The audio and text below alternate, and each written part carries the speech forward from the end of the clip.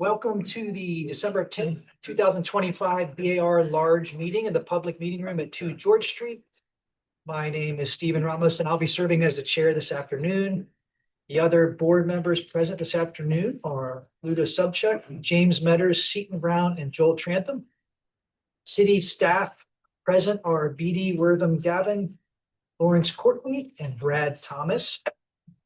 Applicants have been required to submit any documents in advance of the meeting. Staff will control the slide presentation that includes everything submitted by the applicant by the deadline in accordance with the submittal requirements. Applicants simply need to ask staff to advance to the next slide during the presentation, or the clicker may be up there. Applicants, staff, and board members are required to give their name when speaking. This meeting is being recorded and live streamed to the City of Charleston public meeting channel on YouTube. Your appearance here is your consent to be recorded. The order of the meeting will be as follows. First, there will be an introduction and overview of the project by city staff to the board and for the public. Second, there will be the applicant presentation, which is a 10-minute time limit or as determined by the chair, and with any questions of the applicant by the board or staff. Any and all presenters should clearly state their name for the record. Persons affiliated with the project, be it owners, developers, designers, consultants, etc., should speak during the applicant portion rather than public comment.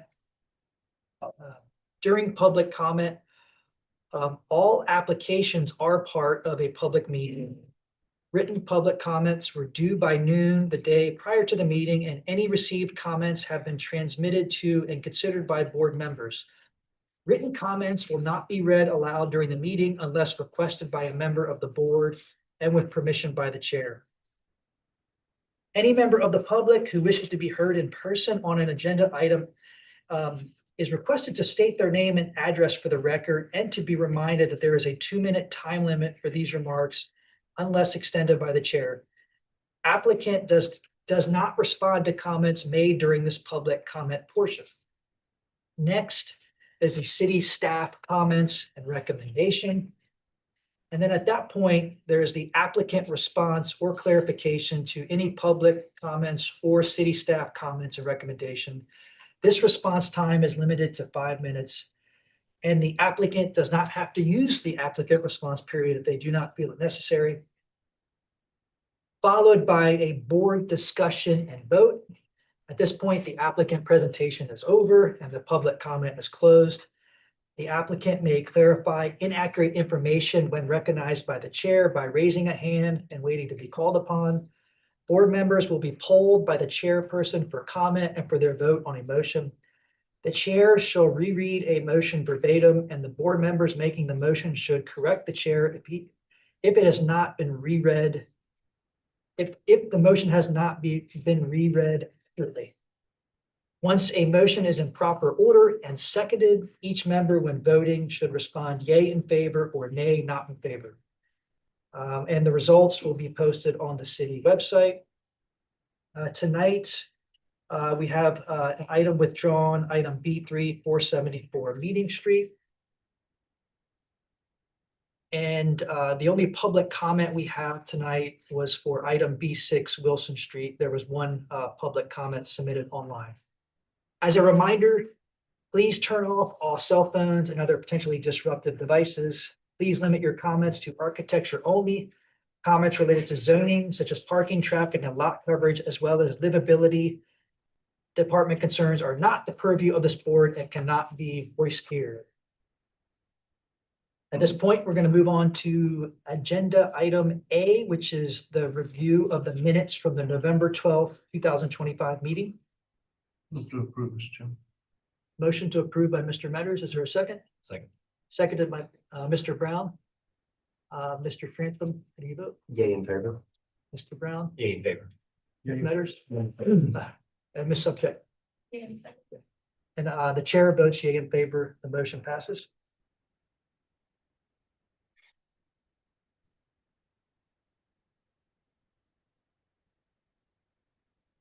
Next on the agenda is item B1, 230 St. Philip Street.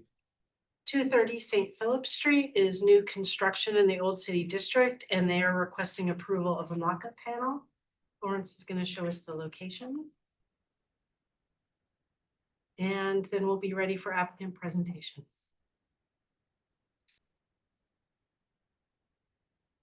Thank you. Good evening. My name is Dylan Tao with LSRP, here to represent our client Greystar, requesting approval for the mock-up panel.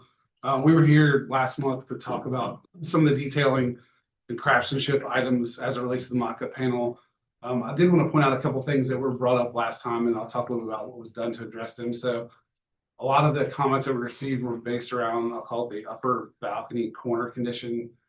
Just some of the corners that were not cleanly joined together. Some of the minor conditions of the rusticated base on the building, and then some of the flashings are kind of our typical reworking portions.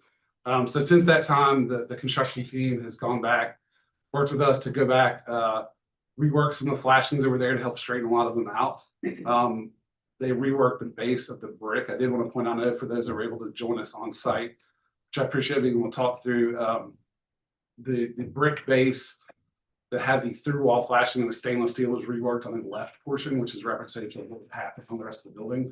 We did not feel it was good to rip off the rest of it at risk of damaging it. So we did demonstrate that that could be done for the rest of the building. And then the corner piece above that balcony, as we mentioned before, was reworked. The flashings were redone so that we could get the miters clean and have the joints not be open like they were shown previously. So I appreciate your time out there the other day, and I would welcome any comments or feedback you all might have. Are there any questions for the applicant? So, Dylan, let me show you these. Sure. So we did these walkthroughs on Tuesday morning, and I can never be there on Tuesday morning, so I go independent of that. But I took these pictures today. I knew I want to, instead of just having words, these cracks that were brought up at our last meeting that have not been repaired or reworked, and then there were the crack in the outside corner of the boards still exist.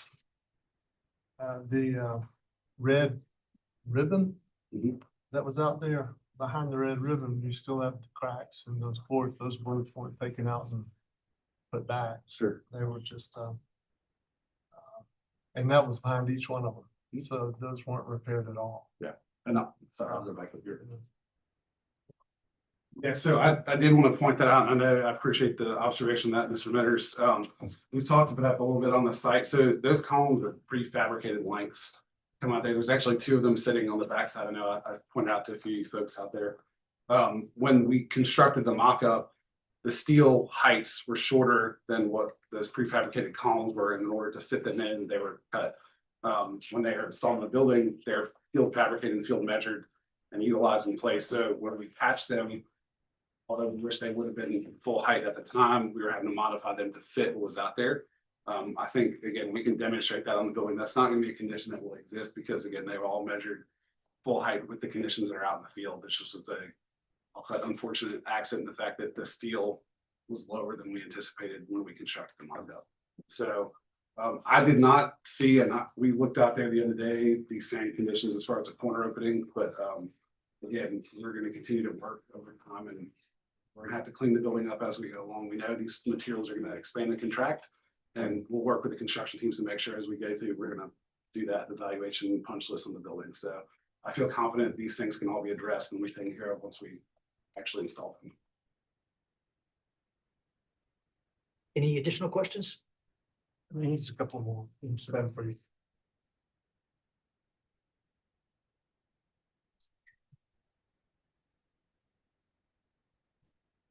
Yeah, and this is another one again.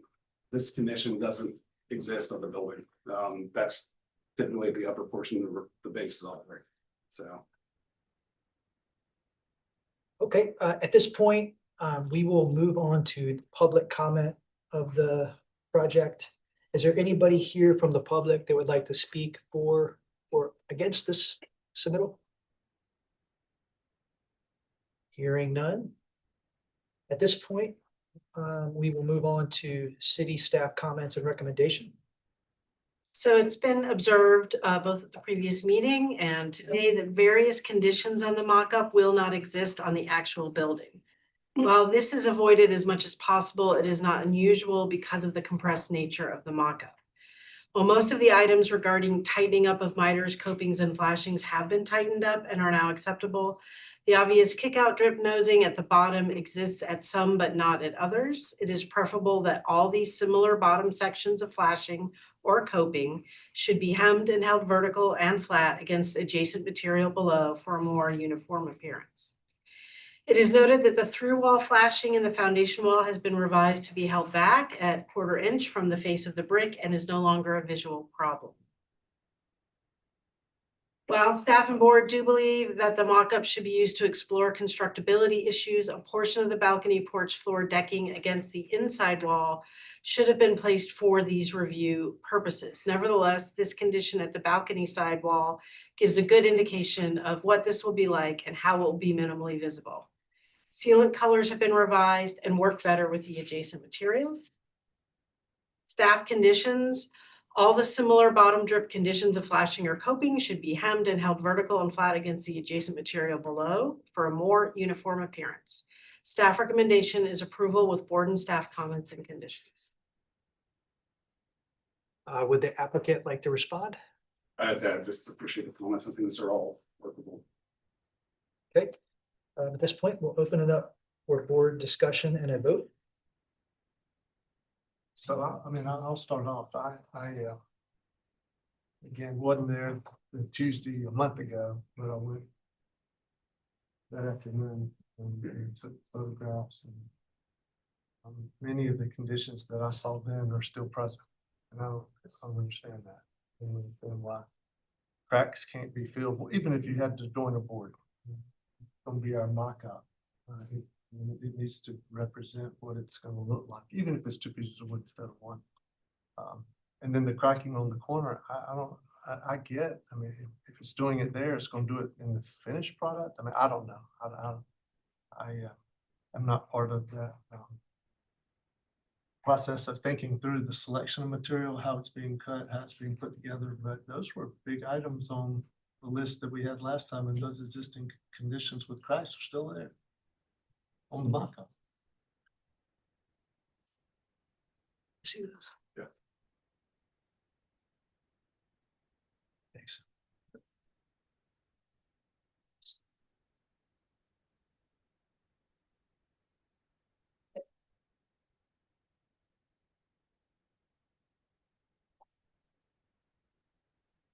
I agree with staff comments, obviously, and some of what James is bringing up. It's a little bit disturbing, but the mock-up panel overall got better. I think we discussed at the side the monitoring of the boards and shorter boards, not as deep, simply miter works, but on the parapet, it still opens up, and we'll discuss remedies for that, trim or whatever will come up, but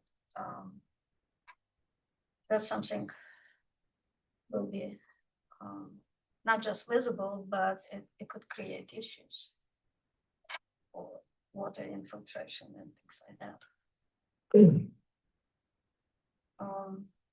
So I'm kind of adding that to the staff comments right now. I think I made a lot of comments on a variety of elements at the corner of the port last time, and I have seen those elements addressed. Like there is, and I agree with staff's comments that a lot of the items that I had pointed out, the end grain, some of the miters that are there, elements that are going on are there. I understand the column joint. It is best if it is going to be a fabricated piece that it can be fit there. I guess well, moving forward with a level of trust that is going to be a piece that is a uniform fabricated piece, and that joint will not be there. So to me, in this instance, I'm willing to kind of look that. I don't like the fact that it was wasn't visible readily to us when we were on site, but knowing that it's gonna be a singular piece and not a joint in the construction, I'm willing to kind of bend with that and kind of agree with some of staff comments there. The mitered corner pieces are better, but they are always, it's the mitered corner is what we struggle with a lot whenever that material came out and being able to execute it well, and it's a key detail. So if it can be modified in the field, it is much better than what it was. And I think that a lot of the changes that we had asked have been made in this mock-up. I would like to add something here as well. This mock-up panel specifically has kind of numerous conditions which are not going to be on the actual building. And that's misleading for us to make a decisions when you see kind of strange and construction issue. So just for the future, I nothing we can do about now. We've been reviewing this mock-up panel some time now, but just for the future, maybe figure it out and others doing it. There's less of these strange conditions which we are judging, and in the end, we should not.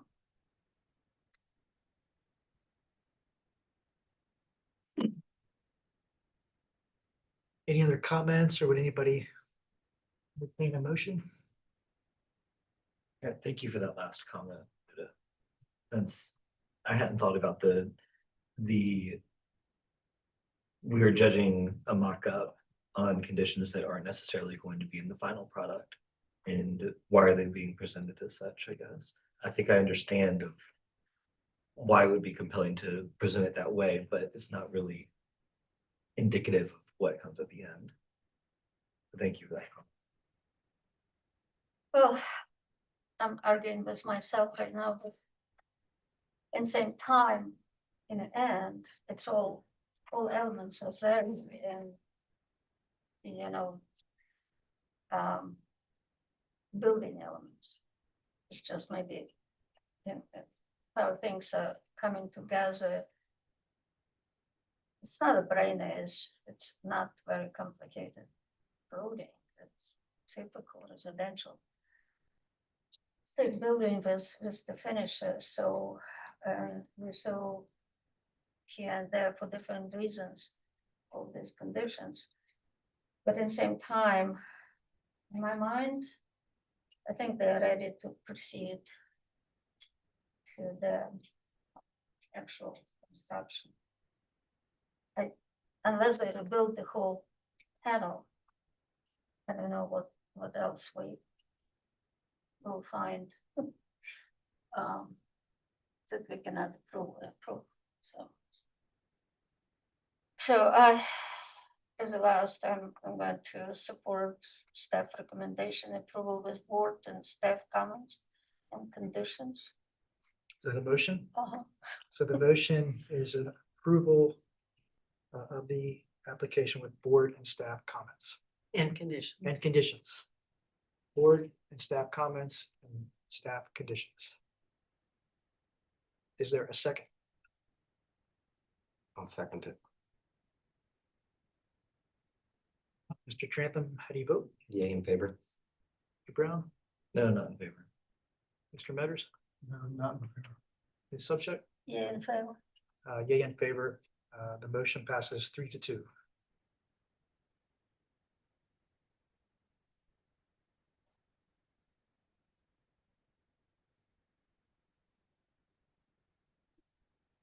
Okay, moving on. Application B2, which is 474 Meeting Street.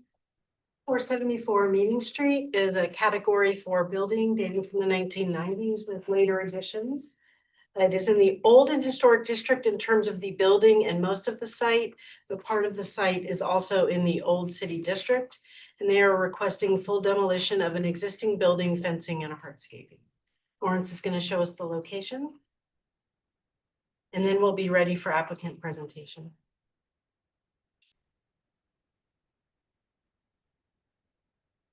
You're using Flickr. Go for it. And then when it doesn't work. we'll Yeah, pass we'll see. words. All right, hi, my name is Brianna Daring with LS3P. I'm representing Star Gospel Mission for this demo proposal at 474 Meeting Street. So, as I mentioned, we're requesting full demolition of the building, the site, the hardscapes, any structures on site, a shed, all fences, etc. Essentially everything within the outline of the property line we're requesting. The existing structure is less than 50 years old, so it's not considered historic. In addition, Star Gospel Mission as a community serving organization is looking to expand their campus. The current building, square footage wise, is not serving their needs, nor do we feel like the architectural expression of the building is meritorious. In addition, with their expansion proposal, they're looking to build more square footage throughout the entire campus for those facing homelessness. For those reasons, we would like to request full demolition. Excuse me, Mr. Chairman. Yes. Is there anybody in opposition to this? If so, could we advance? Well, he would have to ask for public comment. There was no written public comment. Okay. I can speed it up. 1990s, 2010 edition, or 2007 to 2010 edition, full site. Existing photos, it's mid-block to note, so it's not on the street at all. Material wise, mostly brick. There's some wood louvers at the front. There's glass block and stucco.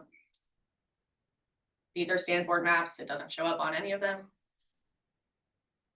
And this is, the original building was by Allen Went Architects. We have documentation of the building plans from 1994. And that's it. Thank you. At this point, I will ask if there's anybody from the public here to comment on this application. Hearing none. City staff comments and recommendations. Well, if Mr. Metters is asking that I don't go through my whole spiel, I will skip to our recommendation, which is we do not oppose demolition. But at any point, if the board would like to hear the full comments, we are happy to do so. Applicant like to respond? Oh, great. Yes. Board discussion and vote. I do think I can just hit a couple of the points that are there. And again, I'm in favor of support for demolition that's here. I think that the historic architectural and aesthetic features, doesn't meet, I think the standard that we would want to preserve. I think the nature of the surrounding area, it's mid-block, it doesn't have a street presence, it's there. The cultural value, I think, in my opinion, would be probably tied to the use, which it's the same client that owns the lot and is presenting other things. So its importance to the city is probably not great in my opinion. So those 4 criteria I feel like have been met. Those are my thoughts. Like the descriptive, that the architecture is non-meritorious. But I guess I would agree with staff's condition. If there is anything that can be reused or would want to be reused, I would probably agree with staff's comment on that instance. Any other comments or a vote?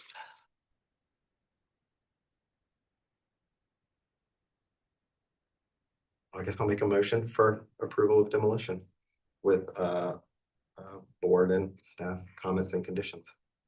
The motion is for support of demolition with staff comments, board and staff comments and conditions. Is there a second?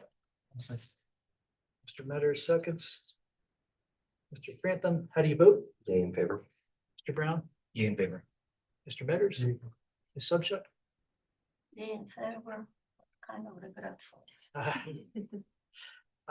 The chair votes yay in favor. The motion passes 5-0. Next agenda item is B4. We have to say number 3, just that it was withdrawn. Okay, Yeah. item number B3 474 Meeting Street. The conceptual design has been withdrawn by the applicant. So moving on to B4 89.5 Nassau Street. So 89.5 Nassau Street is new construction in the Old City District, and they are requesting preliminary approval of a new two-story residential structure within a multi-phase master plan. Lawrence is going to show the location. And then I will add, if the board remembers from last time that you asked for additional site information, originally that was going to be presented with 474 meeting, which was withdrawn. So the beginning of this presentation will begin with the enhanced site information before they move into the building presentation. So the applicant presenting the site information, please come on up. Thank you, Biddy. Sure. And assuming we can have a few extra minutes to go through that site. Yes. And if. And you pointed at the computer. Okay. My name is PJ Prowitz. We were here last October 8th to present the 89.5 and 91.5 structures as well as the site plan, and wanted to put in front of you guys today some of the revisions that we've made to that site subsequent to that meeting. Majority of these comments kind of came out of the meeting that we had in October. But additionally, as we work through the 474 Meeting Street building and how that site flows together. So it's kind of been a very cohesive effort with the Coastal Creek team that's going to show you the building designs for 89 and 91.5, and the LS3P team that's doing the 474. So again, just with the whole goal of a cohesive campus environment, but that also has a kind of a campus within a campus. As far as the north side of the campus being the residential, the Charleston singles will really focus on the women and children community that we're serving. So we tried to isolate that piece of the campus, but then also making them, still feel like part of the master campus. Since we last presented this, a few changes that we've made. The 85 Nassau Street building has been removed from the project. So that was adjacent to this existing 83 structure where 85 was right here. We've removed that just from a site flow and just not wanting to cram any more into the bag and kind of make it feel like more of an open campus. In doing that, it created a larger open space area to make similar to like a park feel for some of our clients. Additionally, as Joel will speak to here in a few minutes, we've adjusted the rotation or the orientation of 89.5. So that building was turned. We've highlighted a lot more of the site flow with the sidewalks and how the connectivity of the campus will feel. The trash enclosure is moved, really wanting to take some of the comments from last meeting, provide good landscape screening around that trash enclosure, and then also, additionally tucking it behind the 83 Nassau building. So to try to remove as much of the line of sight from Nassau Street as we can. And so in this package as well, as I mentioned, we are showing now a landscaping rendering that shows the proposed plantings throughout the site.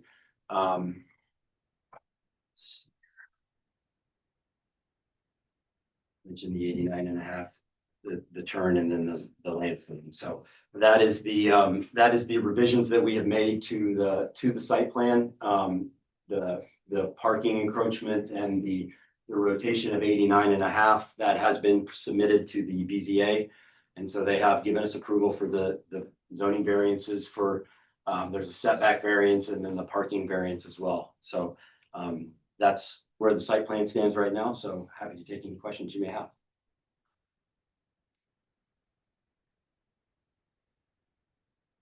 No questions. Thank you. Thank you, Joel Adrian with Creek. Appreciate your time today. And we'll look at 89.5. And as PJ had mentioned, So I can get to those drawings. Here we go. So we're looking at the one that has the large tree on it. This is the 89 and a half site here. Back building is the one that we're focused on today. Some of the comments, one of the major comments that we had were site circulation. I think both Mr. Trantham and Mr. Brown were concerned about the connectivity and how those were going to be one cohesive site. And I believe that Seaman Whiteside has done a great job of providing that diagram for you, where you can see the sidewalk, the connectivity, and then the open space.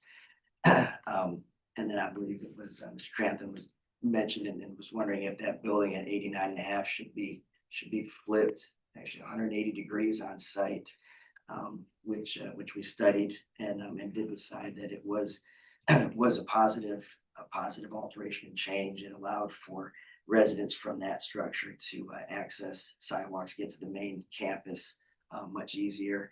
Initially, we were trying to have those two buildings face each other to create kind of a courtyard and a feel there, but I think it would have really isolated and made that a separate space versus full campus. So we did go ahead and make that change and mirrored those.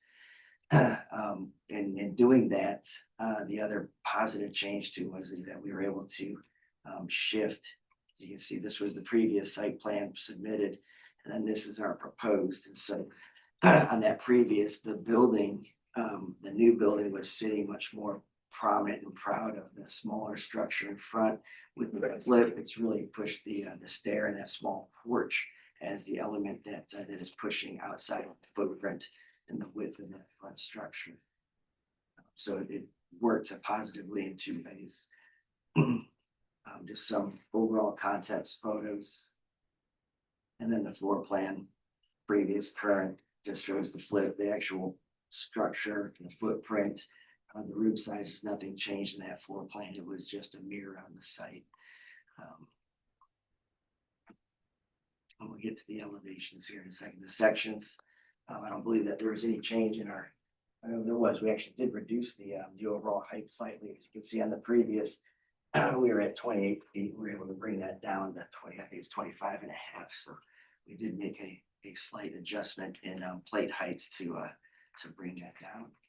And hopefully that'll show as we look at this. Top ones are our previous drawings. The bottom ones are the current proposed. Studying the windows, we were asked to look at those window sizes. Obviously, those windows on that on those front and rear elevations are necessary to at least be egress. They're double hung, but we did put grids in them to try to bring in some of the context of the front house and pull it into that new structure. And then this was where I guess the big change, because you're looking at the two opposite elevations. Then they'll get to the here we go. I think this is really what the crux is and where the big positive changes are. You look at the previous review north elevation, you can see this, the amount of the proposed structure that is pushing forward or visible from behind 89, and how that's changed. It's kind of split it a little bit, but you got a very low portion visible on the right and a small portion on the left. I think that it just feels better as that using that front building as the focal, and then we know something's behind, but it doesn't become as visible. And then the streetscapes review. Yeah, then our little mock-up 3Ds here. These are just the history sheets on the site. So I believe that, that pretty much takes care of our presentation. I'll answer any questions that y'all might have. Does the board have any questions for the applicant? What's the material of the siding that's being proposed? We were looking at using a wood lap siding on the structure. Did you say you brought the first floor down?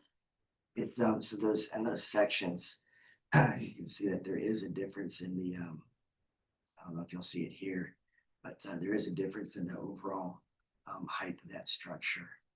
Let's see. Let me see, make sure it's here. How much? Oh, no, I'm sorry. I was misreading the numbers here in the February. It looks like it is the same, 28.5, 28.5. So that is, the ridge is the same, so. This one's the same, the this next is one will fixed. reduce. Yes, the other one we definitely lowered. My poor vision was, reading those numbers. Mine too. Nice try. Absolutely. Yeah. One more question. Nothing gets by us. The window on the gable facade, window at the attic, what? Okay, You're looking at this here. The vent, that's just gonna be a, what? Okay. There's a front building, I guess, it's on the streetscape, that's a different building, never mind, Yep. thank you. Okay, at this point, we will open it up to any public comment. Is there anybody here from the public who would like to speak about this application? Hearing none. City staff comments and recommendations. The applicant received conceptual approval on October 8th, 2025, and this project is part of the Priority Status Affordable Housing Program. At the previous meeting, it was noted that the project involved the construction of 4 new structures. This has been revised, and currently the project consists of the construction of 3 new structures across the site. During the October meeting, the board requested greater development of the site plan to clarify how residents move through the site and to consider the details. The applicant has met board requests by providing a rendered site plan with precedents and providing details on sheet A12. Staff note that per board discussion regarding the structure's entrance and porch as it relates to the site plan, the applicant has flipped the plan to have the entrance porch. This is south side, it should have southeast or east as marked on the things. So it aligns with the entrance porch on the existing historic building, and staff support this configuration. Staff also support the elevation revisions that include the addition of shutters on the more visible north facade, as well as the 6/6 divided light pattern on all elevations that is more in keeping with the context buildings. Staff also support the use of wood throughout for siding and elevation details, as well as the standing seam metal roof. Staff do not have any conditions, and our recommendation is preliminary approval with final review by staff of 4 permit drawings. Would the applicant like to respond? just thank you. Like to get comments like that from all of you. If you want to- Okay, board discussion. I guess I can kick off since I probably had the most comments at the last meeting. I do think the site plan is a vast improvement.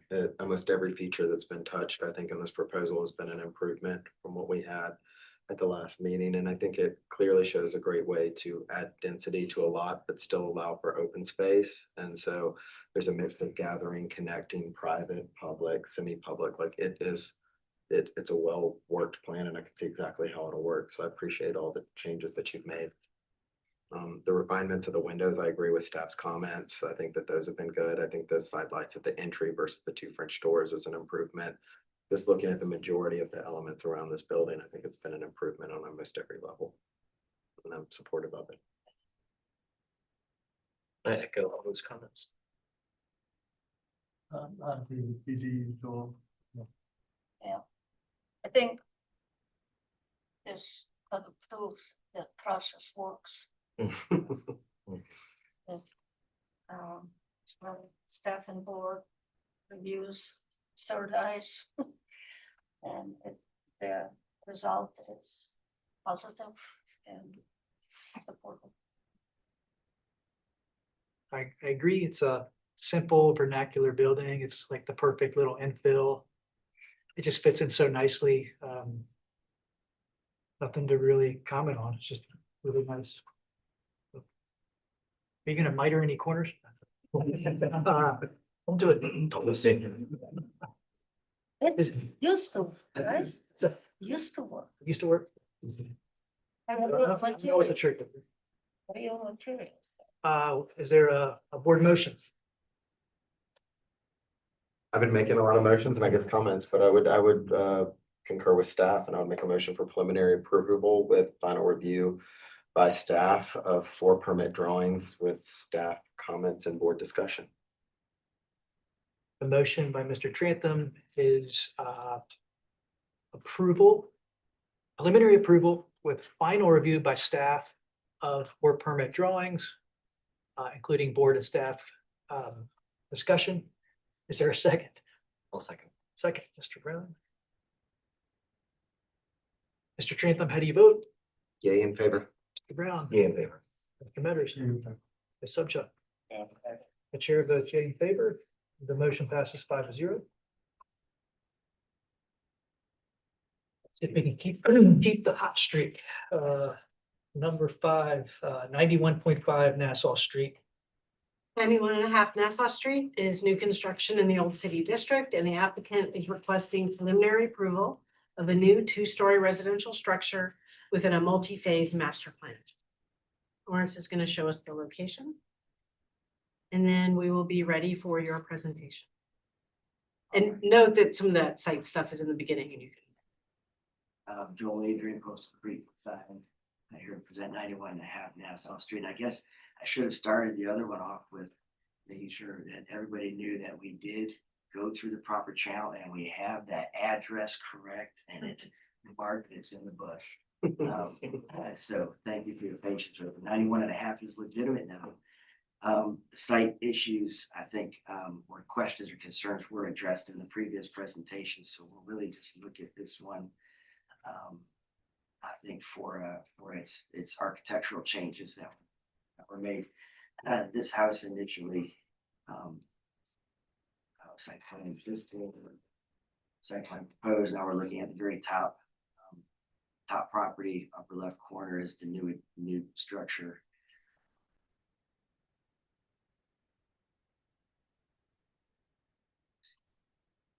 Change really other than this stair, it looks like they're from previous to current proposed.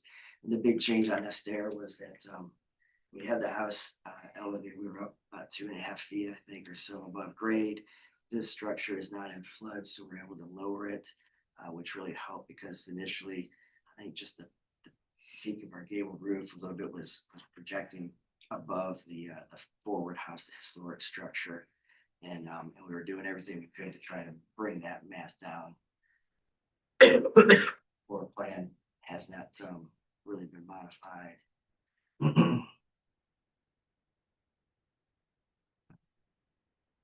In the section, so this one you can see that there is going to be a lower overall height. You can see that the change was made in the foundation of the structure. And we'll look at some of the same similar changes, although on this one, we did make a gable end return. We added those are on the front structure. It has the grids in the window, stair change, and it's been lowered. We're at 27 feet 2, if my eyes are telling the truth this time. It's 28 feet 6, maybe, or 8. And again, very simple form. But I think appropriate for this area, this location.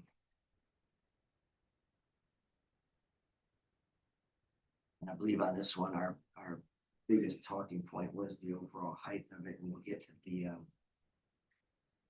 these elevations here.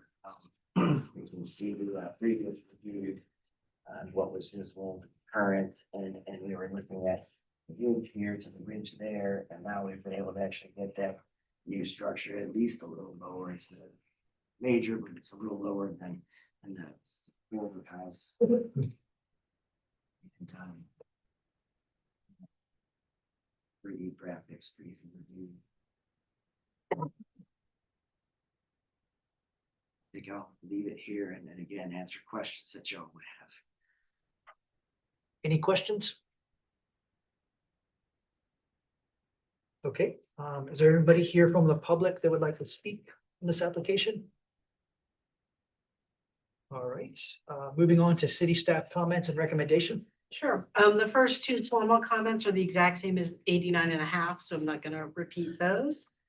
During the October 2025 meeting, the board requested greater development of the site plan to clarify how residents move through the site and to consider lowering the overall height of the structure. The applicant has met board requests by providing a rendered site plan with precedence and reducing the overall height of the structure from 28 feet 6.5 inches to 27 feet 2.5 inches. The applicant has adjusted the stair configuration on the porch, added shutters to the north facade, and changed the divided light pattern to 6/6 on all elevations, and staff support these revisions. Staff do not have any conditions, and we recommend preliminary approval with final review by staff of 4 permit drawings. Any response from the applicant? Yeah, thank you very much. Board discussion and a vote?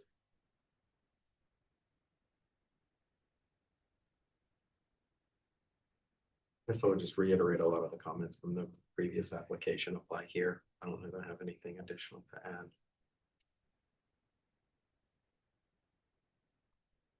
Anybody else? Same. I guess I'll make a motion to for permit drawings. Is there a second? I'll second. The motion is for preliminary approval with final review by staff for permit drawings of permit drawings. Mr. Trantham, how do you vote? Yea in favor? Mr. Brown, Yay in favor. Mr. Metters, Yeah. Ms. Subchuck, Yeah, thank- and the chair votes yea in favor. The motion passes 5-0.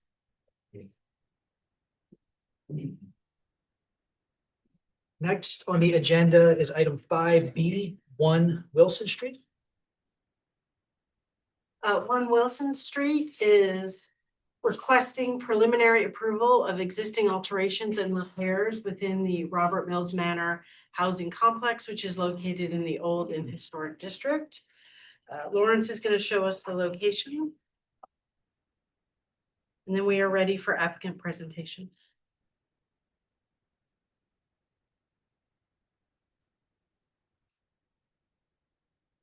Good evening. I'm Chelsea Thomas with Mosley, and I am representing the Housing Authority of the City of Charleston. We are here to achieve preliminary approval for Robert Mills Manor project. Lawrence, could you please jump ahead a couple?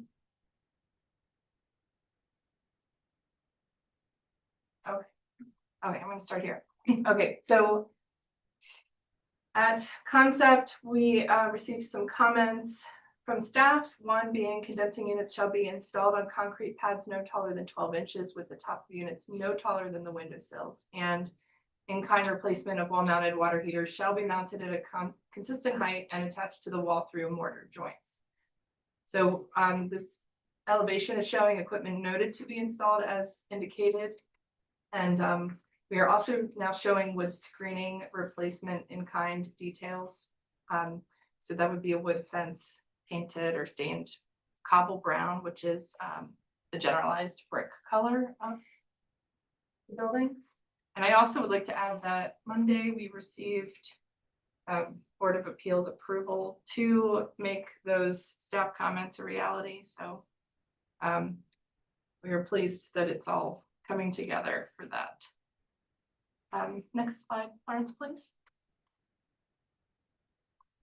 We are also proposing a color palette for painting various components of the existing buildings. So we have the cobble brown, which is the fence exterior exhaust vents. And that is the generalized brick color again. And we've got 3 building types on the property. And so we've picked a color palette that is represented here by these various gray colors for each of the building types. So most of the existing elements are kind of look the same. They're going to be a cream color, the windows and the wood trim. The color really comes in at the doors and screen doors. So the green, the tan and the red are the proposed colors for the doors and screen doors. And next slide, please. This is, this actually shows a couple of the different building types and some of the proposed exterior materials. So hardware for the screen doors, light fixtures, the railing, proposed railing style, which we will get to momentarily. These are representations of the brick vents and exhaust vents that for the kitchen, bath, and bath exhaust and laundry exhaust. Next slide, please. So this is a cut sheet of the proposed fiberglass doors. I wanted to bring up that we received a comment from HCF asking confirmation that the doors will be wood rather than the proposed fiberglass. We did submit fiberglass doors to SHPO and obtained Part 2 approval for the fiberglass doors. They are currently hollow metal doors. We wanted to get closer to wood and still, be able to get Energy Star for these units. So that's, and of course the added durability for an affordable housing project. Next slide, please. We are proposing this Marvin window here. It is a wood single pane true divided light. The details are put together in conjunction with Mosley and Marvin. They show the existing details here and the proposed details of the windows here. And so we have been talking back and forth with SHPO to get these windows approved. These would be painted in steel. The finish. Let's see. And next slide, please. Okay, so this is to address board comments from the last time. So we explored a lot of options for minimizing the ramps at the 3 buildings with accessible units. And so the first thing that we explored was raising the grade to eliminate the ramps altogether.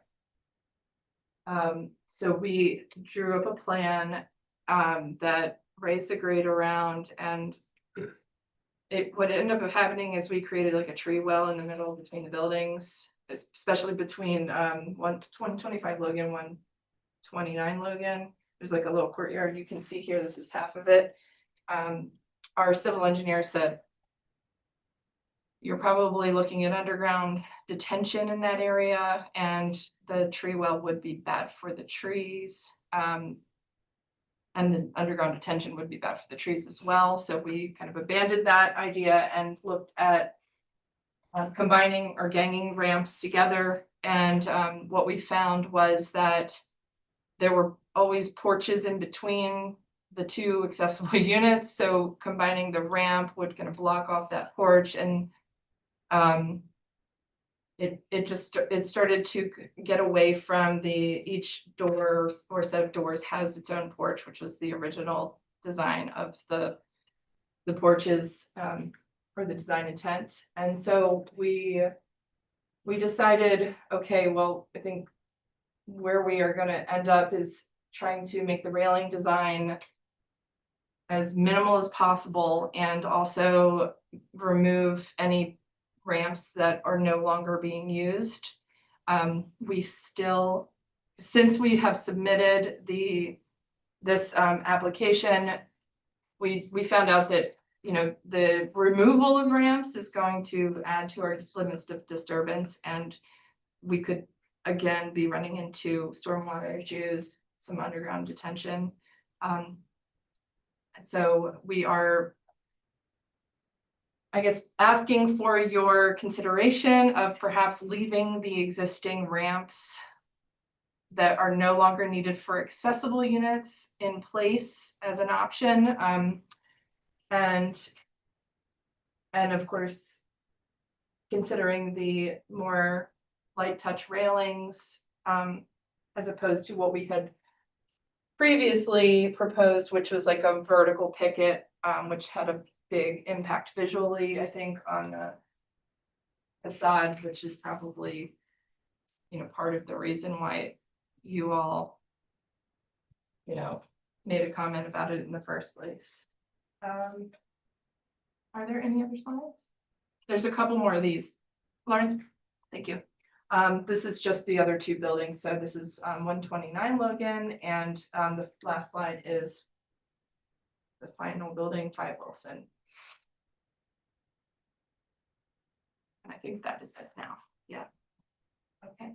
Well, thank you again for your consideration, and happy to answer questions. Are there any questions? I do have a few questions. Thank you for your presentation. This is one of my favorite assembly of buildings in the city. I think it's been fantastic. And some of this is for my information, right? It says on page 2. It's listed on page 2.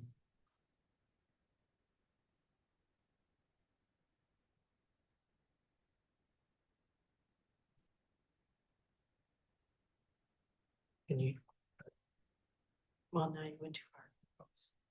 Yeah.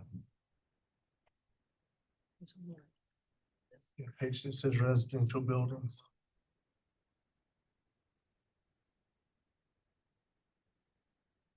Is it this page with the colors? No, Okay. it's not. Okay. I think it says residential buildings and then abatement. Oh, So you need us to go back one? Need to go That's it. up. This one? Yeah, this is the for my information. Okay. Um.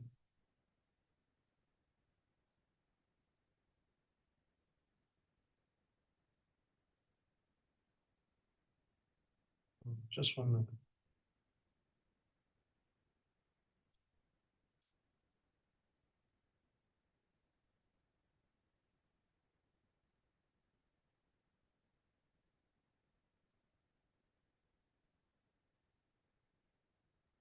what's the material for the, sorry.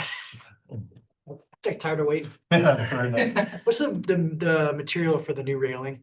it would be like a painted steel. Steel, okay. Got it. Well, they first, That extra one of them, yeah. But where it says abatement, it says the following materials were identified or assumed to contain asbestos. What's this? If they were identified or assumed, and this is again, just how do you? Yeah, so that information comes from an environmental report that wasn't done by us. But we add that to our scope of work. We use this scope of work narrative for a lot of purposes. But anyway, we're doing pretty much a full gut remodel of the interior. So any abatement needs to be identified, and so the contractor can deal with it appropriately. Well, and where I'm going with this is some of the material may be torn out that doesn't contain asbestos based on what I'm seeing right here, because you're pretty much doing a total. It's just kind of like, I found it interesting, following materials were identified or assumed to contain asbestos. The second one was on page 3. It kind of is a continuation of that. It's component removal and replacement, or paint stabilization, or the mitigation strategies. Paint stabilization is just repainting. Essentially. Okay. Right. I was serious about just for information. Yes. Page 3, on the interior, it talks about,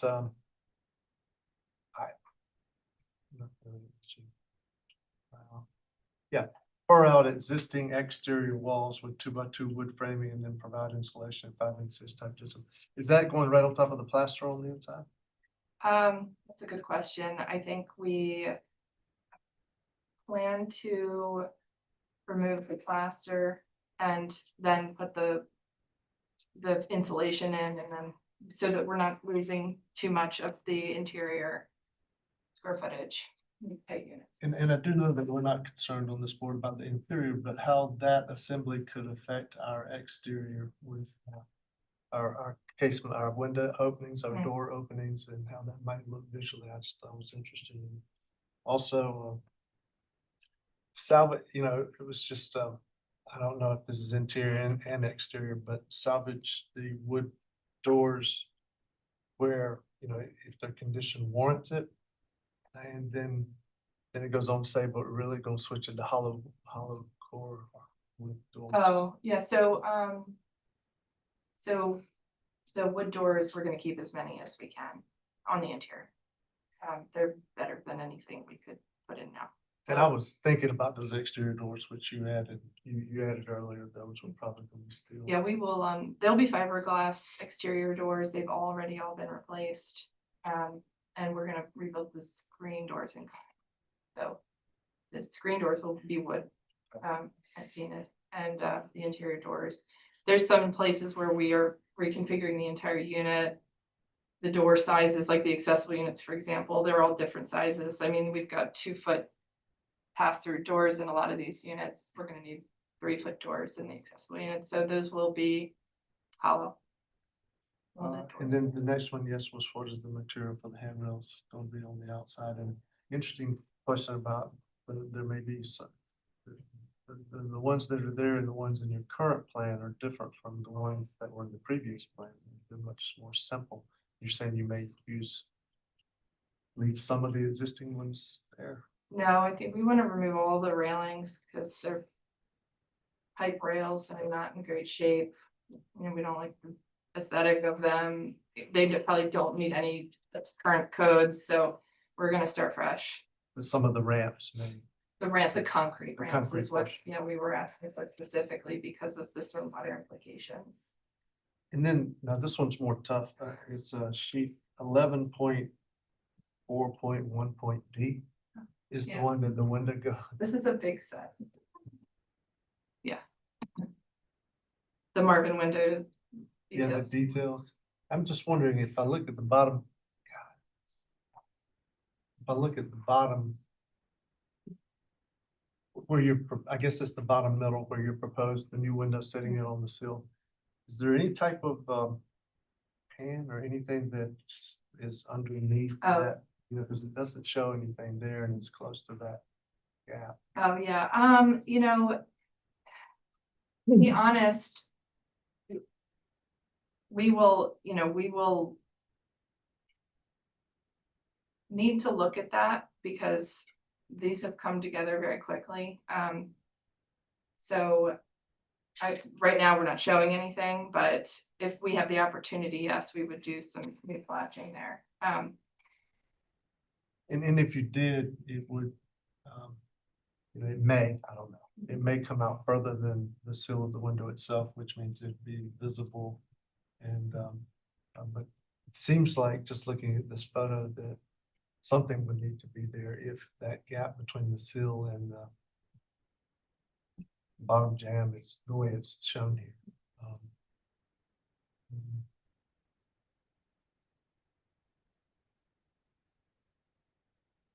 Thank you. I'm gonna ask one more, I wanna make sure I understand and everybody else does. So the issue with the ramps is that by removing them or just doing anything to them counts as land disturbance. And there's certain thresholds at the TRC that once you cross a limit, it then triggers stormwater implications, which of course are costly. Is that generally, Yes, that's why I say We're just saying that so much better than I did. don't touch them, basically. Overall, everything's sort of, adding to the disturbance, every little thing we're doing on the site. And we're sort of maxed out the way we currently are, and anything we change is going to trigger, could trigger perhaps underground detention, for example, that we were not anticipating. So, it's more time and of course, more money and possibly, like I said before, there's a lot of mature trees on the site, so we are trying to not disturb it, we're trying to leave the site as much as, the same as we can. That came out really weird, but Understood. Okay, thank you. But John, let me ask one more question. I forgot, but it appeared that, and when I looked at the rail, as you went through, that in the revised proposal, where there's just 2 steps going up to an entry door, there's not a rail there. There's not gonna be one there at all. It's not required, I know, but Yeah. it would. Mr. Metters, what page are you on? Just so Lawrence Um, can get that out. Any of the ones that had the, The ramps? yeah, and showed the yeah. previous and proposed. Yeah, that's right. So we're only putting new handrails anywhere where code requires them. At typical porch is like 4 risers. But that is in the rest of our plan set, which I believe is an appendix, shows where they are located. And the ramps were a pipe dream, let's be honest, like, I would love to see a different design, but understand the implications of what all that would entail, so thanks for at least. One simple question, just for clarification, and you hit on it, I think, in here, so I just want to be sure that I'm clear on it. The screen doors are staying in the proposed design. They are staying as wood screen doors, and I guess what the trim that they attach to is similar to what's there. So Yes. you've got that in front of, so you've got a wood screen door and the darker screen color in front of the fiberglass door. correct? Right, it is kind of hard to see. You can see in this picture, Mhm. you don't really see the door itself with the screen door closed, so. I have a question of, kind of broad person maybe. How much SHPO is involved in this project? SHPO? Yeah. Yeah, we're receiving historic tax credits for this project, so it has been reviewed by SHPO for part 2, through the part 1, part 2 application process. It's been conditionally approved. They had the conditions in the previous concept application. They commented on a couple different things like mortar repointing and windows. Things like that, but we are conditionally approved with SHPO right now. And in addition, since it's going through a process of RAD conversion, which is a HUD term. We have to have a section 106 review, which is also SHPO, so they review it twice. So, I have interior exterior question. Do they allow, did you say you will be replacing the plaster with gypsum board? Yes. And they allowed that? Yes. They didn't let me. I'm sure that your home is in, Not my home. oh, sorry. We had to make a case that the plaster on the inside was very deteriorated. I mean, incredibly deteriorated. So that is really the main reason. Project we're in trying St. to- Stevens, and it was deteriorating. They didn't let it, as well as the exterior windows. So that's a next question. How many exterior windows? Now, I should also. Well, just- I understand. I'm just curious. I also wanted to, just make the comment again that all of this stuff we're talking about is for these brick buildings, not the 2 antebellum buildings that are on sustain. So I just thought that would be important to say. We're not taking the plaster out there. I did have a question about the antebellum building, so I think you're replacing certain things in kind. Are they getting the same paint remedy that they currently have? Are they gonna be the same colors? Oh, yeah, we are not proposing any color changes to the antebellum building. Okay. And there's one interesting exception, which is like 1 Wilson is one of the antebellum buildings, and it's a brick building in the middle of all the other brick buildings. And before we submit, for permit, we're gonna make sure that we go back, because we have the original renovation documentation for that, and make sure that any windows that were replaced, more like in the 80s, they might be okay to be replaced again, but anything that seems to be original to the building would be remaining. All right, thank you. I have to put a limit on questions. Uh, Is there anybody, anybody from the public that would like to comment on this application? Okay, city staff comments and recommendation? The applicant received conceptual approval on October 8, 2025, and this project is part of the Priority Status Affordable Housing Program. During the October 2025 meeting, the board requested further study of the number of ramps and their visibility and placement. The applicant has met the board request by studying scenarios as reflected on sheet A1142A. Now, my next sentence is prior to this sort of other knowledge about removing the ramps leading to limits of disturbance, right? Because obviously this was based on the application.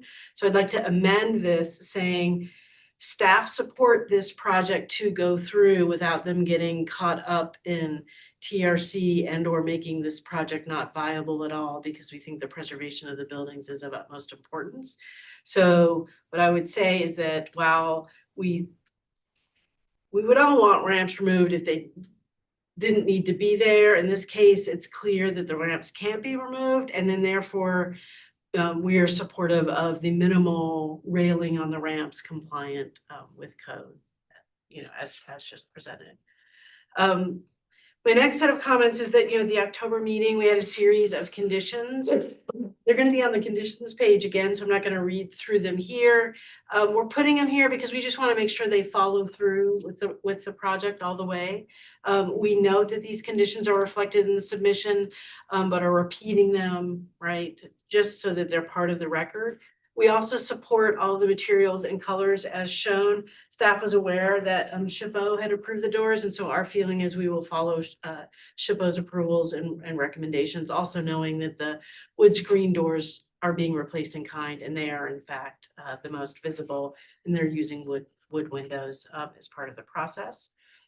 Staff conditions, these are the ones that were from last time, that the condensing unit shall be installed on concrete pads no taller than 12 inches with top of units no taller than the windowsills, in-kind replacement of the wall-mounted water heaters and mounted at a consistent height and attached to the wall through mortar joints, and fan and exhaust and dryer vents shall minimize disturbance of the historic brick, and the color should match generalized brick color.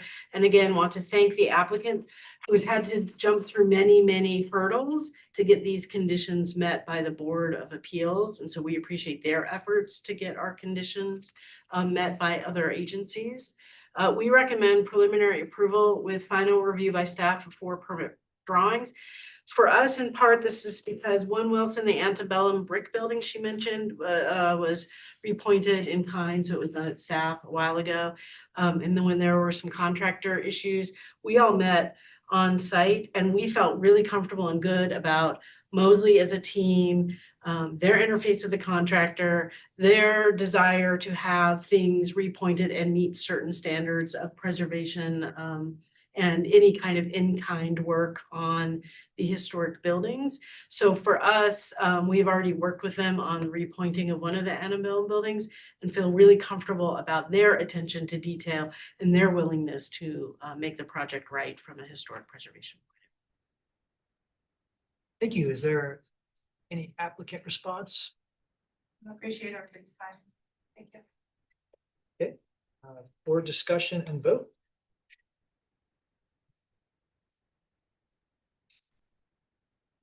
I'm good. Is that a motion? Can I? I think there's been a thorough, exhaustive analysis by staff. I appreciate all the comments and conditions that you just stated. I have nothing else to add to it. Would support a motion.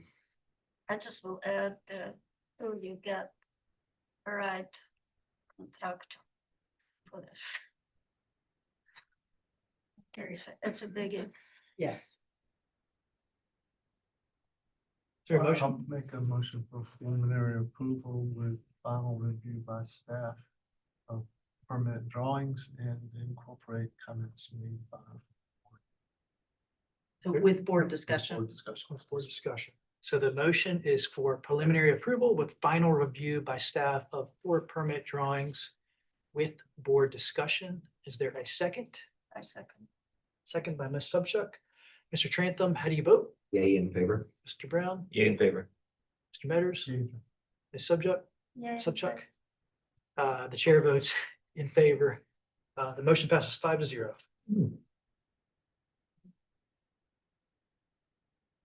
Thank you. The next item is item 7, which is revision to BAR policies and guidelines. Right. It's very high for a short person. Thank you. Need a step stool back here. I will bring in my own tool. So, Where are your heels? Come on. yeah, forget that. That ended with the previous century. As the board probably recalls, we had a board retreat last August, and one of the things we discussed is in favor of customer service and being able to clarify our standard reviews, our standard best practices in terms of comments to applicants, that we needed to have more written documents, so it's not all kind of verbally in our repetition that we're aware of, but to be able to communicate clearly in hand to homeowners and contractors, documents that let them know what we consider our best standard practices on historic buildings. Lawrence, if you can go ahead and put it the next one. So we have a series of policy statements. None of these are proposing anything new that isn't already part of our review practices. What it is doing is either, and I'll point out which ones are which, either for the first time, writing them down so we have a document we can hand to folks. In some cases, because things have either expanded from when these originally were written, we gave some sheets their own pages instead of them being a subset of a previous page. So again, it's easier to hand whatever their topic is, one sheet to that particular person. So for instance, in this first one that you see here, the policy statement for alternative energy, this used to be the solar collector policy, but we realized we needed it to be more encompassing as a title, because as you all know, we've had many advances related to alternative energy issues. Nothing on here is anything that we haven't been approving for a while. We just never had it written down. A lot of it in particular is related to the emergence of EV vehicles, and therefore where the EV chargers need to go on buildings. So we're not proposing any changes to the way in which we've been treating this. We're just stating it because before our statement only addressed solar collectors, and our practices were everything else that is written down here. I'm going to go through all of them very briefly and then just open up for questions. That way you all can ask them. Yes. So, like on 2 or 3 of these, I have 1 or 2 things. Do you want to do them as you go through them or wait till? Can I, just, Yeah, let me please, just okay, do yeah. them very quick on all of them and then we can go through any policy that you want. So the next one that you'll see is the policy statement for freestanding walls, fencing and screening. This is making something a standalone policy. This used to be a subset of the hardscape policy, which was very, very long and cumbersome. So we wanted a shorter sheet that we could, convey, again, primarily to homeowners, contractors, also architects. So they would have a very clear understanding of any of our review policies and practices related to walls, fences, and screening. The next one in the set is this statement for hardscaping. So obviously when we removed walls, fences, and screening, then we had to have a new one for hardscaping because it's removed. Did not everybody get these? They're all, have all alternative energy. He has all policy They were not- statements. These sent multiple times. Yeah. to me. Yeah, no, I was just passing them. Into it in case. Okay. Sorry Sorry. about that. Or they're trying to Okay, distract. no, it's totally fine. Didn't understand what was going on. Thought it was a It's a circus mutiny. clown car thing where everybody gets these different seats. So once we remove fencing and walls, et cetera, from the hardscape policy, we obviously had to rewrite a standalone hardscape policy that just deals with hardscape, so that it's its own separate standalone. About, again, our standard practices for review. The next one you'll see is the policy statement for MEP. This is based on all of, again, staff conditions and practices that we're putting into reviews, but we never actually wrote down as a handout for folks to have, or wait, is this signage? Sorry. Next one is signage. Prior to this moment, we only had a handout for signage on King Street. And what we needed, thanks to Brad, is a comprehensive policy that talks about our signage everywhere. So again, we can hand folks it. I don't know if any member of the board has ever submitted for signage, but reading through that ordinance brings on a migraine. So Brad took on rewriting the signage so that he's taking the ordinance and making it digestible so that hopefully anybody knows how to apply for signage, because Steve is one of the few who probably has waded through it as much as Brad has. So again, no new policy or ordinance changes, just actually writing down a helpful signage policy statement based on the ordinance that people can actually understand and use. The next one is the policy statement, and that one has a couple pages, I think. We keep going. For MEP, again, we've never written this down anywhere in a way that could be distributed to folks, so we took it out of all of staff and board conditions and practices, what the typical are, recommendations or requirements that are made. So we have a handout we can give the folks about how MEP needs to be treated.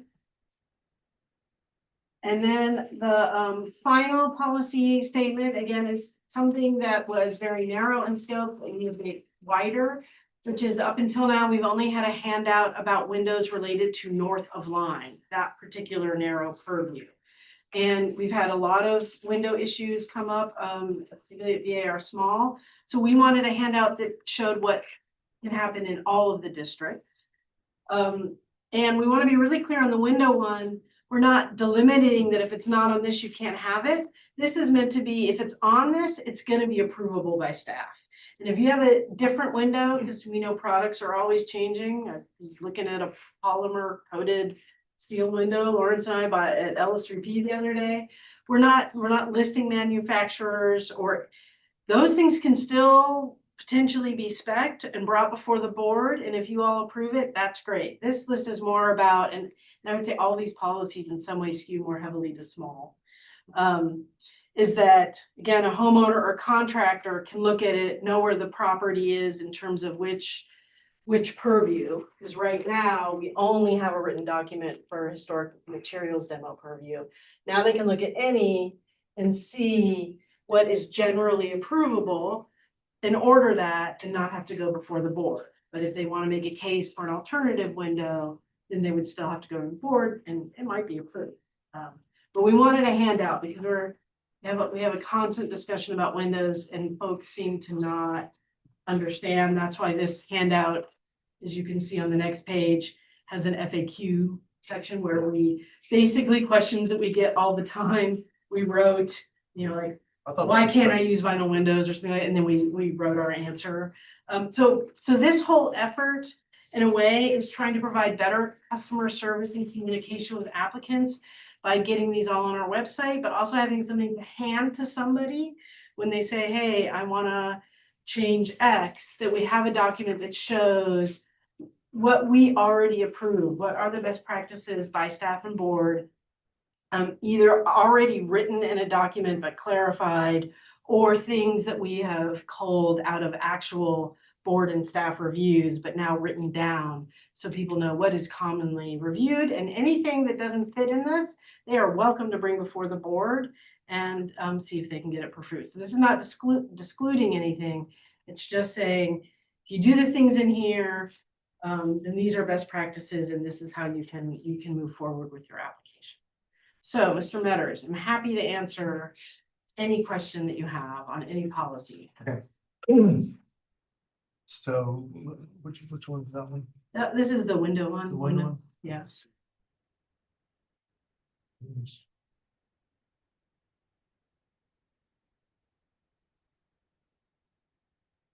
No, I didn't have any questions. Okay. Since we're on it, does anybody have any questions about the window policy so we don't jump back and forth? How do I know, so how do I know if I need to repair or to replace a window? Feel it in your soul. Does it look broken? Yeah, that Like one. Check your wallet. Well, you can That's imagine true. after, talking to many applicants, sometimes staff, just wants people to do the right thing. Yeah. I've never heard of authentic divided light before, ADL. What is that? Authentic divided light. True divided. I think Yeah. it's a Marvin-based Yeah, it's kind of- specific specification of window type, and it's their true divided light version, that's within a Marvin window, just one Yeah. of their factory and. Okay. Yeah, no, that's absolutely right, but we're not listing any manufacturers here because we're trying to stay neutral and we're not making recommendations. Staff went to, I should say, prior to the preparation, the staff went to Southern Lumber and had a training and looked at a ton of products, and the folks there were super helpful. And looking at all that kind of helped make sure that we were accurately capturing what it is that we approve easily at staff versus what, something outside of this. Yeah, it allows for an insulated true divided light. That is basically the Yeah. specific reason why you would do that over like a single glaze true divided light. And so you can see it is more like if you look at the top, right, it was divided into historic after the 1970s, because time is always fluid, so 50 years is always a moving target for us. And newer, we're only saying that that's basically the newer products that's allowed, not in the historic core. Single pane. How that works with energy code, we have to adhere to. Well, I think with basically new you don't buildings, have to. it doesn't work. Yeah. But I know, but we are not putting in new building Right. single pane. But so is there kind of specific approach with that? Disclaimer? As if you're in an older home and you have to replace a sash. I mean, I think you replace it in kind. Yeah, I mean, that's. I this think the policy is existing, wrong. I think the You have to existing go building into the code existing has a code? provision that basically says you do not have to meet code for certain historic That's items. Yeah, It's actually in the energy code. We just had to provide that to somebody. There's a carve out in the energy code that in specific historic districts of which, Charleston is, and we have a blanket district to it, you're not required to meet those. And so, that's specifically what gets you out of, if you were to fill out the IECC forms in a historic context, it's that specific carve out in the code that does that. And then existing building code adds on top of that as well, from what I've understood. But when we've done it in historic context, I have to fill out the IECC form. Yeah, And you it's have to because go of the through historic the- designation of that building. yeah, it's not automatic, you have to, it's sort of like when you don't want to elevate in the historic district, you have to get approval by SHPO for an exemption to that. But So it seems so like often you though- add on in addition, then that those new windows have to be. They have to meet code. All right, so I just want to make sure we're focused more on Yeah. policies. Sorry. Which one's that? Which one? How awesome all of your professional practices are. Well, let's go backwards. So what's the one before this? I think it was signage, or no, it's MEP. Anybody have any questions related to MEP?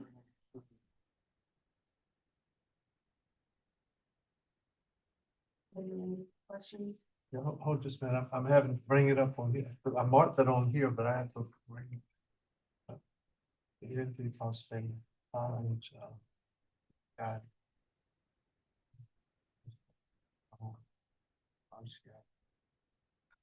Oh, here we go.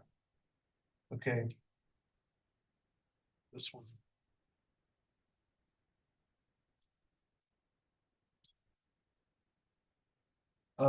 Yes, under Give me the number. 9. Number 9. So let me just read it aloud. Okay. So So number 9 says EV chargers shall be placed as far from the front of the property as possible, following all applicable BAR policies. The alternative energy policy. So we want it in the rear in all best possible cases, or on the side to the rear. Sometimes based on the actual lot, it can't be put on the rear.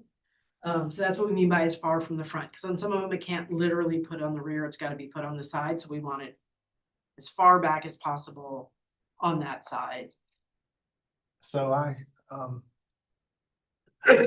finished the project recently, which is on the corner of Meeting and Brad Street, so there's no. Yeah. Nothing. And, just wanna make sure that this gives us an opportunity to be very creative on how to install. Yeah. EV chargers. So what I would say is all of these policies, if you do exactly what's in here, it's a no-brainer, it's staff, we sign off on it, there's no discussion. If you have a condition that doesn't fit things, then there's probably a back and forth, and if we can't resolve it, then we gotta take it to the board and see how it's resolved. So any of these policies, it's just what is easy to do. You come to us with an EV charger in the rear, we're like writing that permit the same day. If you come to us with one that's more visible from the public right of way, but it's because you have site situations, it just means it's gonna take longer. We may have to, we're like, well, what about here? And then you either study it or you tell us why you can't do it here. And I'm already starting to see, Yeah. electrical lines going across sidewalks. Yeah. You know, to get back to a point where. Yeah. can So, plug in so yeah, so something. no, anything that's on any of these policies is, what can you do really easily if you're following exactly what it says? But if you've got a condition that doesn't meet the policy neatly, then it just, it's gonna take longer. It'll be a little bit more of a back and forth as we figure out something that's mutually agreeable to that situation. And BD, the other one is golf carts. Yeah. Cause up near where I live, golf carts are sitting in between the sidewalk and the road.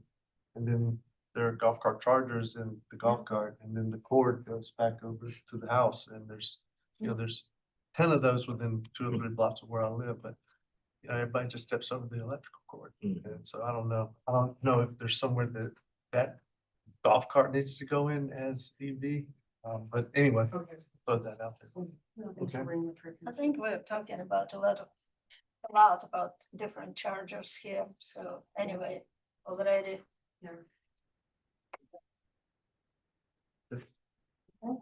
So the next one, if we're going backwards, Lauren, I believe is the signage. And again, there's nothing that's changeable here. All Brad has done, and I say that dismissively, and I know it took a lot of work. He did the hard work of going through the ordinance and trying to translate the ordinance into regular person English. So that's what this document is. Because the only document we currently have to give to people is for signage on King Street. And so we wanted to give something more comprehensive because we deal with a lot of signage and we deal with a lot of applicants who their first pass at it doesn't fit within the ordinance whatsoever. So we're trying to get proactive about having people understand how can you have a successful application from the jump as opposed to site living fluidity because the ordinance is so difficult to understand. So my 2 comments on this were, under number 2, comprehensiveness, the submission of a comprehensive sign package is strongly encouraged and is required for new multi-tenant or multi-building developments. And it's just a question, do you just want to make it a requirement instead of strongly encouraged, instead of strongly encouraged, just make it.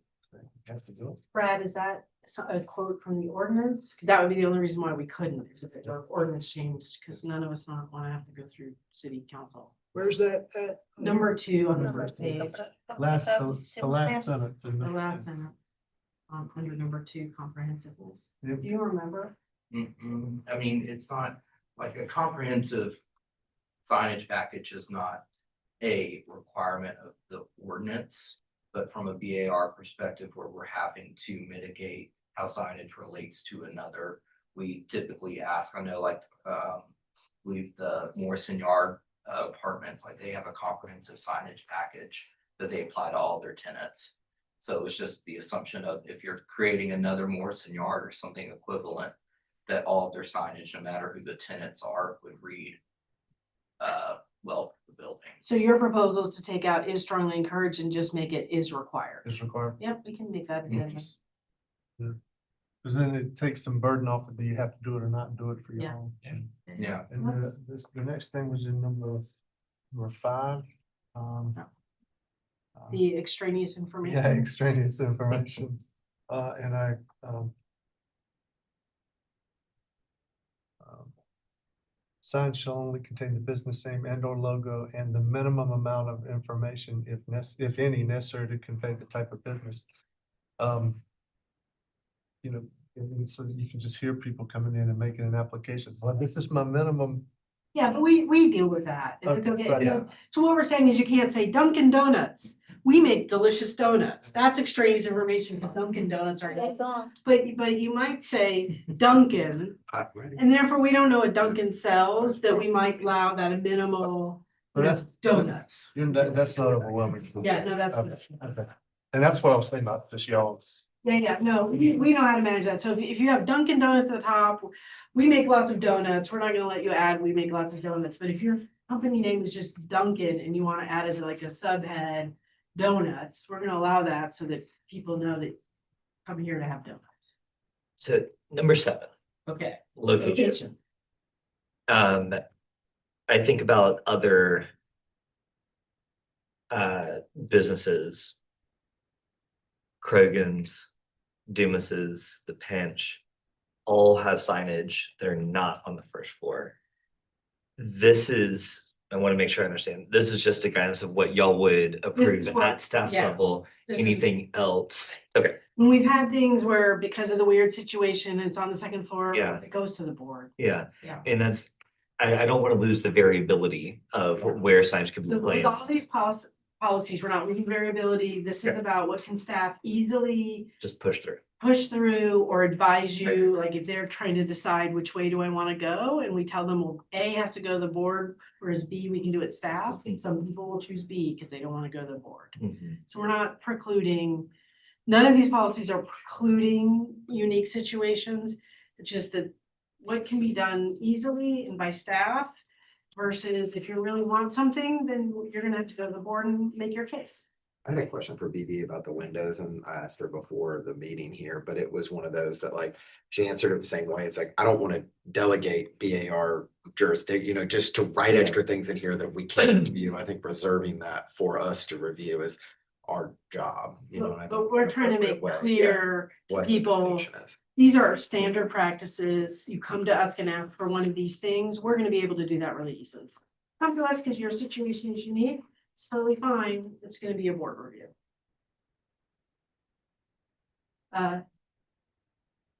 The next one would be hardscaping. Again, literally nothing has changed from the policy that you all approved. Well, I don't have the dates, now we have the blank of, the inner today's meeting dates. It's just that when we remove fencing and all that out of this, then this becomes different. So this was more about a removal of anything that is on the policy that is next. So all of this stuff has already been approved by, say you all, meaning you as representatives of the board for whenever the board previously approved this. So I have, and I've talked to some folks about this, but artificial turf is tough. Yes. Could artificial turf almost needs its own policy statement? We don't disagree. We spent probably an hour and a half just talking about it. And at this point, we would like to keep it simple because nobody has asked for it. Until we start getting lots of them and then we understand all of the like for us in some ways, it's easier to write these once we start getting multiple applicants to them because then we know what the situations are. And we have not in the historic district received any applications yet. So we're just trying to get ahead of it by saying, hey, if it's visible from the public right away, we're gonna have a higher version of this. But I agree it should have its own, but I think we need to get applications so that we, through applications, can write a policy that makes sense in collaboration with you. There is some turf, artificial turf that we're installing on some projects and you feel like you gotta go buy a lawnmower. I mean, it's beautiful. I mean, this new stuff that's coming out is incredible. Yeah. But but I've also recently been told what I was getting and I didn't get what I thought we were getting on a project, and it looks like the old, I'm gonna call it AstroTurf. Yeah, some of it's terrible. So it's terrible. And Yeah. so how do we, say one more time, how do we make sure we keep control over that? Well, because we do inspections. Like once the permit, and so we can make sure with artificial turf, we do an inspection or have them bring in a sample. I mean, that's easily conditioned by us that we can write a condition that a sample must be provided and at initial install, that they get a field inspection. And if it's not satisfactory to us, then they have to, it's sort of like the repointing that happened at 1 Wilson. We do field inspections, and if we don't like what's going on, they have to redo it. And we just condition that when we do a permit. Could that addition be added to the policy statement? Yeah. That you have to have some Field inspection. field inspection or, samples have to be brought in? Yeah. Because, man, I mean, I think we'd almost rather have field inspections because that's when you're really gonna know. So they tell you in the process what they're gonna be using. Yeah. And so okay. Yeah, we get a sample, but I'm saying I don't think we want to sign off on it until we Okay. actually see some of it installed, yeah, at the property.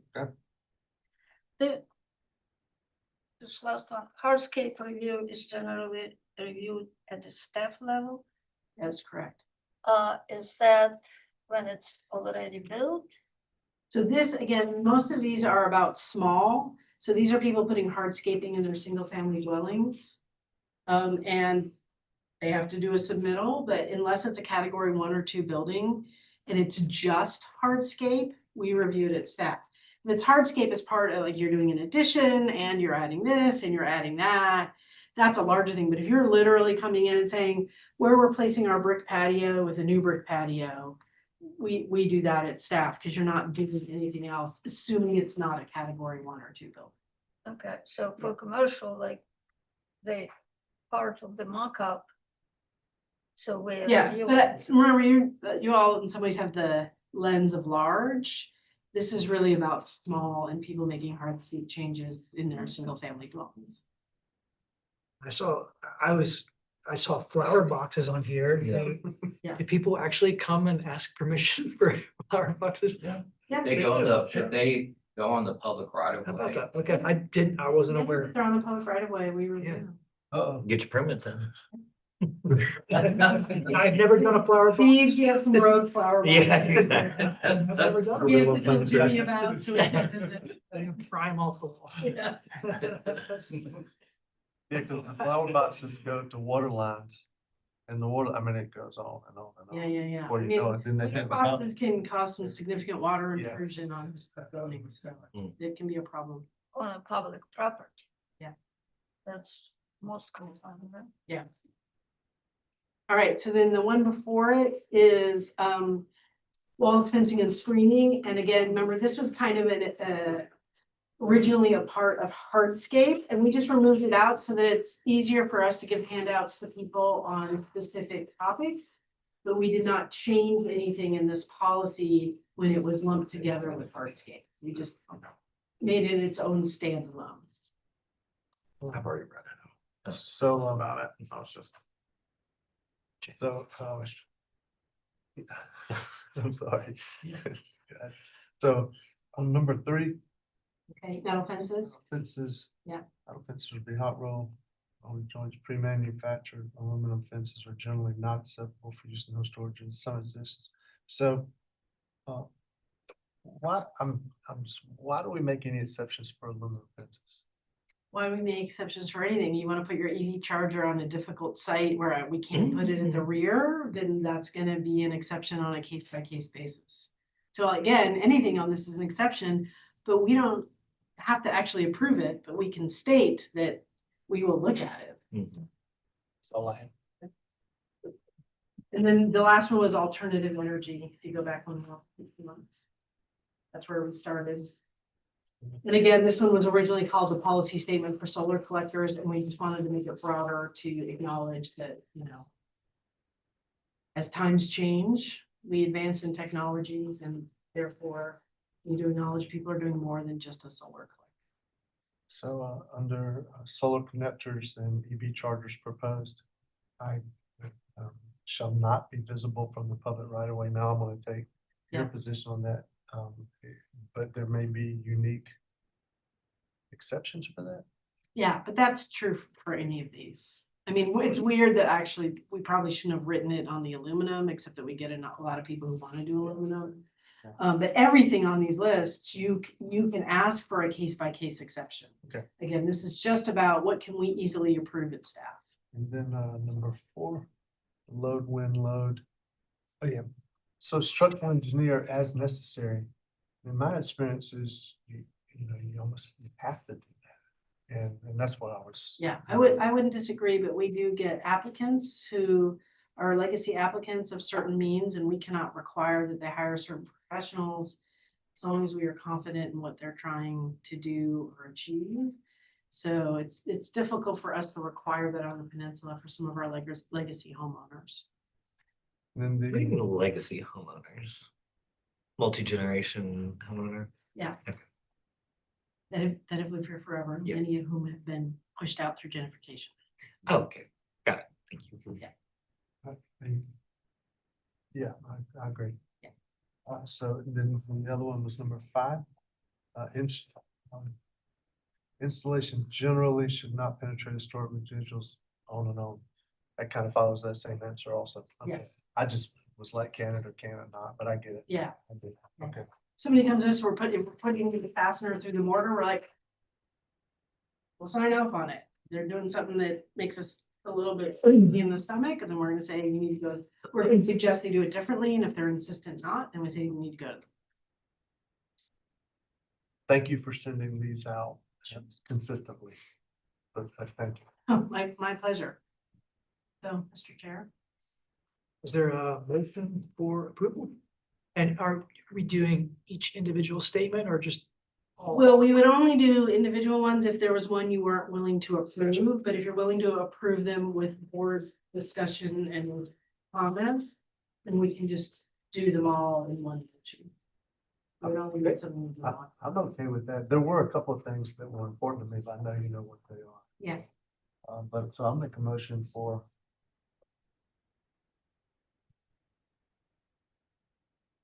You say approval to revisions of BAR policies and guidelines. That As submitted. as some, Yeah. with board, With board discussion. with board discussion. So there's a motion for approval to revisions to BAR policies and guidelines with board discussion. Is there a second? I'll second. Mr. Trantham, how do you vote? Yay in favor? Mr. Brown, Yay in favor? Mr. Metters, Yeah.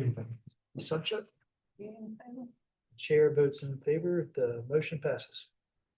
And on a personal note, given this is our last meeting in 2025, I would like to thank you for the generosity of your time and attention in this past year. We ask a lot of you, and you come impressively with a lot to give every single time. So thank you for 2025, and I look forward to 2026. Thank you. Thank you. Hooray.